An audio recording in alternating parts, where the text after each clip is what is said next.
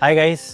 तो आपने यार बहुत सारे वीडियोस यूट्यूब पे देखी होगी जिस पे लिखा होता है कि 6 महीने पढ़कर आईआईटी जेईई के अंदर रैंक 1 कैसे लाए, यूपीएससी में रैंक 1 कैसे लाए, नीट एग्जाम जैसे एग्जाम में भी रैंक 1 कैसे लाए। सिर्फ 3 महीने पढ़ के 6 महीने पढ़ के मोटिवेटिंग वीडियोस लगती है काफ़ी ज़्यादा। लेकिन आपको भी पता है और मुझे भी पता है कि ये जो रैंक 1 वाली चीज़ है, वीडियोज़ है, ये मोस्ट केसेस में यार बहुत बड़ी क्लिकबेट सी होती है, क्योंकि it is simply not possible कि तुम इतने बड़े एग्जाम को इतने महीने में पढ़ के इतनी अच्छी रैंक लिया हो। इनफैक्ट रैंक क्या, तुम क्लियर ही कर दो वही बहुत बड़ी बात हो जाती है। ठीक है, 1 लाख रैंक की लिया हो तुम 3 महीने पढ़ के, 10,000 रैंक लिया हो वो भी बहुत सही रहती है। तो ये रैंक 1 जब वीडियोस बनती है तो मोस्ट केसेस में again they are click bait videos totally. तो आप सोच रहे होंगे भैया फिर आप जैसा आदमी जो कि बिल्कुल ही सीधी सीधी बातें करता है, हम प्यारे प्यारे बीसीए के स्टूडेंट्स को पागल बना रहे हो क्या आप? आपने टाइटल में लिखा है, थंबनेल में लिखा है निमसेट के अंदर रैंक 1 कैसे लाए, how to get rank 1 in an exam like NIMCET. तो क्या ये पॉसिबल है?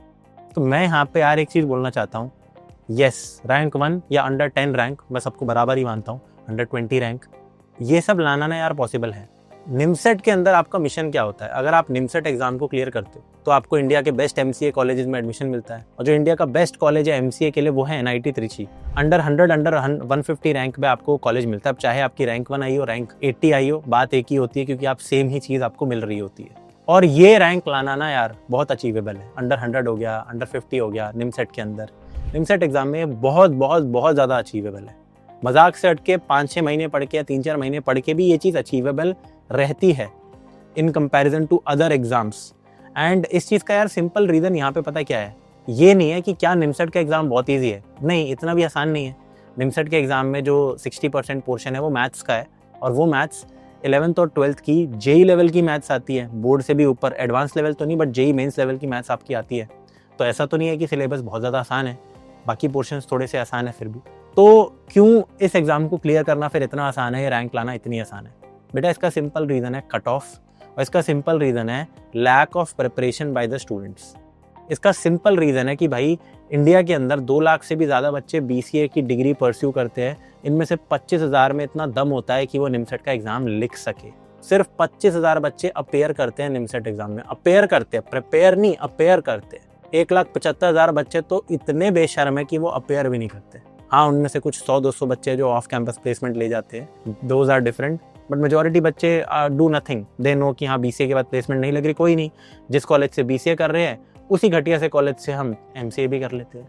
ये रहता है इतने सारे बच्चों का। कितनी परसेंटेज हो गई आप खुद सोच लो ना, 1/8 बच्चे, 12.5% बच्चे ऐसे हैं जो कि सिर्फ आपके लिए अपेयर कर रहे हैं एक एग्जाम में।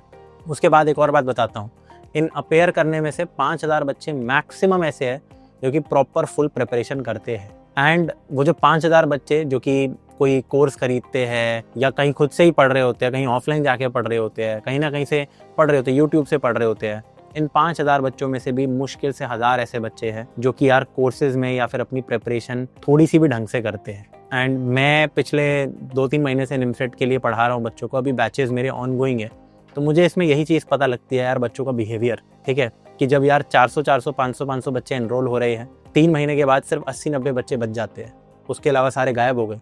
ठीक है, वो लाइव अटेंड नहीं कर पाते हैं, इतने ज़्यादा इनडिसिप्लिन्ड बच्चे हो जाते हैं कि उसके बाद बोलते चलो मैं तो रिकॉर्डेड वीडियो देख लूँगा, मैं ये कर लूँगा, वो कर लूँगा। तो ये यहाँ पे सेटिंग रहती है। ठीक है, तो आप ये समझो, मैं अगर बोलूँ 1,000 ऐसे बच्चे, सिर्फ 1,000 ऐसे बच्चे यार जो कि थोड़ी बहुत प्रिपरेशन कर रहे हैं, उनमें से आपको अंडर 100 आना है।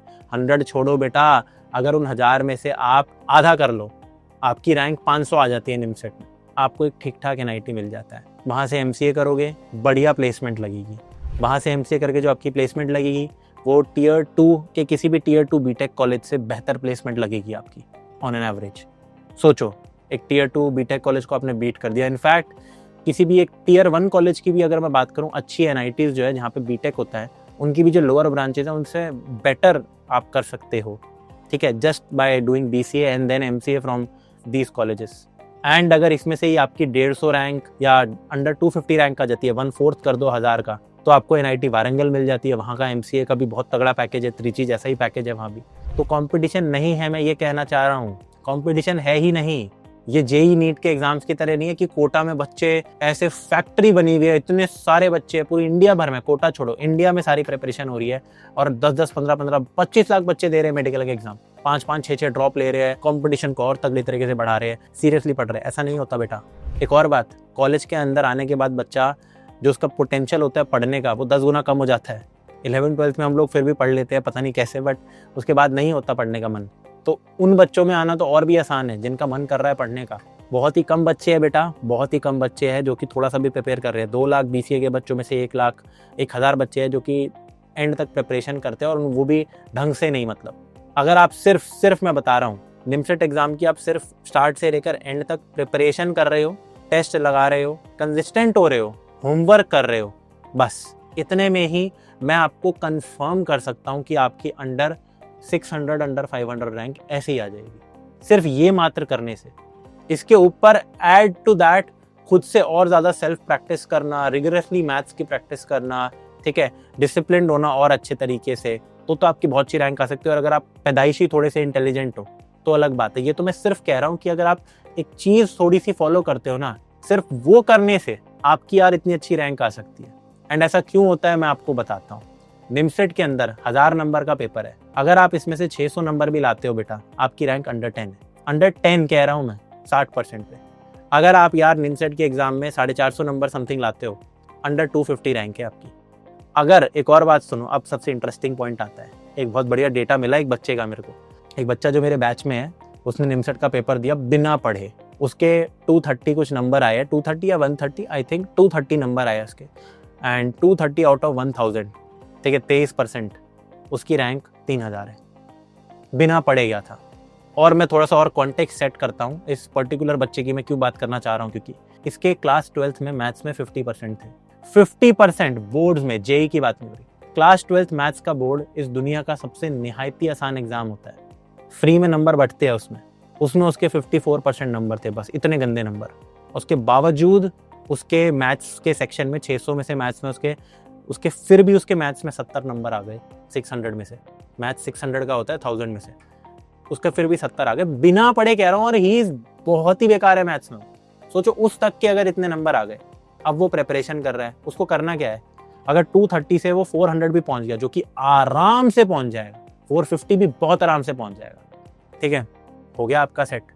मैथ्स में 600 में से अगर आप 250 नंबर भी, 200 नंबर भी लाते हो, 1/3, आपका काम हो जाता है यार, आपका काम हो जाता है, आपके नंबर बहुत अच्छे आ जाते हैं। उसके अलावा के subjects reasoning, computer awareness, English आसान होते हैं बहुत, उसमें नंबर लाना आसान है, बहुत ही आसान है। सोचो कि ऐसा बच्चा जिसका शायद एप्टीट्यूड इतना अच्छा नहीं था, उसने भी रीजनिंग के अंदर नंबर ले आया, वो बंदा कंप्यूटर अवेयरनेस में, इंग्लिश में थोड़े एप्टीट्यूड के सवाल अगर और भी इसमें थे उनमें ले आया नंबर, और मैथ्स में भी लिया, तो पढ़ के क्या कर सकता है वो। तो मैं आप सबको रिकमेंड करूंगा भाई, निमसेट का एग्ज़ाम दो, निमसेट की तैयारी करो। जो भी बच्चे BCA के बच्चे हैं, अपने करियर को थोड़ा सा सीरियसली ले लो भाई। बैटिंग ऐप से आप पैसे नहीं कमा पाओगे, पूरे टाइम यूट्यूबर बन के भी आप पैसे नहीं कमा पाओगे, ठीक है। उसके लिए भी कोई स्किल आना चाहिए, साइड बाय साइड ये सब चीज़ें कर सकते हो। But if you want to be employable, कि जिस चीज़ के लिए आपने डिग्री अपनी सेलेक्ट की, कोडिंग वोडिंग में कुछ करना है भाई, तो कर लो MCA, क्योंकि जो इसका सेकंड रूट है वो भी कर सकते हो कि आप एक ऑफ कैंपस प्लेसमेंट ले लो। लेकिन बेटा वो आसान नहीं है, वो इस चीज़ से एटलीस्ट 20 टाइम्स ज़्यादा डिफिकल्ट है, ठीक है। तो वो भी करो, अगर वो चाह रहे हो तो बिल्कुल करो, अगर उतना हिम्मत है तो। बट नहीं है तो भाई पेपर दो, एक अच्छे कॉलेज से MCA करो, आपको NIT Trichy, NIT Warangal, NIT Allahabad, इन सब का ब्रांड मिलेगा भाई, बहुत फ़ायदा होगा, करियर आपका आगे बढ़ सकता है। प्रिपरेशन आसान है, बहुत सारे बच्चों को तो ये पता भी नहीं है कि निमसेट एग्जाम होता क्या है, सही बता रहा हूँ मैं। BCA के बहुत सारे बच्चों को पता भी नहीं होता है। तो भाई इन सब इन्फॉर्मेशन का फ़ायदा उठाओ, रैंक 1 बिल्कुल आ सकती है भाई, आपकी भी आ सकती है। थोड़ी बहुत भी अगर आपकी मैथ्स हल्की सी भी अच्छी है, प्रिपेयर कर लो, रैंक 1 आ सकती है यार आपकी। निमसेट के अंदर रैंक 1 लाना, रैंक 10 लाना, रैंक 100 लाना बहुत आसान है यार, बहुत आसान है। ये किसी और एग्ज़ाम की तरह नहीं है जहाँ पे हाइपर कम्पिटिटिव नेस है। ये एक कम्पिटिटिव एग्ज़ाम ही नहीं है, मैं तो कह रहा हूँ, ये एक सिलेक्शन का एग्ज़ाम है। जैसे कि IIT JEE या फिर JEE एडवांस का एग्ज़ाम रिजेक्शन के लिए होता है, नीट का एग्ज़ाम रिजेक्शन के लिए होता है, निमसेट का एग्ज़ाम बेटा सिलेक्शन के लिए ही होता है। वो तो खुद कहते हैं कि भाई पढ़ो आओ, बस सिंपल, थोड़ा सा करो, बस प्रिपेयर करो आओ, ज़्यादा अच्छा ना भी पढ़ो कोई नहीं। इसी के साथ इस वीडियो को मैं रखता हूँ। आई होप थोड़ा बहुत आप इससे मोटिवेट हुए होंगे। एंड ये एक लौती रैंक 1 वाली वीडियो जो कि क्लिकबेट नहीं है।